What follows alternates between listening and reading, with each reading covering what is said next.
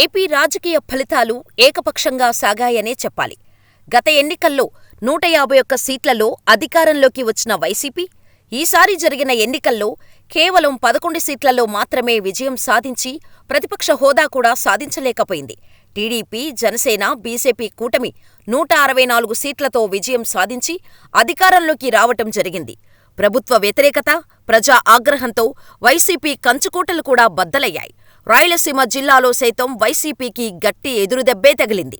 అయితే కూటమి ఎంత గొప్ప విజయం సాధించినప్పటికీ ఒకచోట మాత్రం టీడీపీ అధినేత చంద్రబాబుకు మరోసారి నిరాశే ఎదురైంది. వైసీపీ కీలక నేతలను, మంత్రులను ఓడించారు కానీ మాజీ మంత్రి పెద్దిరెడ్డి రామచంద్రారెడ్డిని మాత్రం ఓడించలేకపోయారు. చిత్తూరు జిల్లా పుంగునూరు నియోజకవర్గం నుంచి పెద్దిరెడ్డి రామచంద్రారెడ్డి ప్రాతినిధ్యం వహిస్తున్నారు. చంద్రబాబు సమకాలీకుడిగా పేరుగాంచిన పెద్దిరెడ్డి ఆయనతో సమానంగా జిల్లాలో పేరు సాధించారు. టీడీపీ అధికారంలో ఉన్నప్పుడు కూడా పెద్దిరెడ్డి జిల్లాలో తన పట్టు నిలుపుకున్నారు. వైసీపీ ప్రభుత్వంలో మంత్రిగా పనిచేసిన పెద్దిరెడ్డి కుప్పంలో చంద్రబాబును ఓడిస్తానని సవాలు విసిరారు.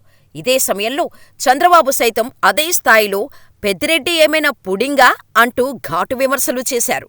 దీంతో వీరిద్దరిలో ఎవరు విజయం సాధిస్తారో అని అంతా ఉత్కంఠగా ఎదురుచూశారు. రాష్ట్రం మొత్తం కూటమి గాలి వీచినప్పటికీ పుంగనూరులో మాత్రం పెద్దిరెడ్డి విజయం సాధించారు. పెద్దిరెడ్డి విజయాన్ని 3 పార్టీలు కలిసి కూడా అడ్డుకోలేకపోయాయి.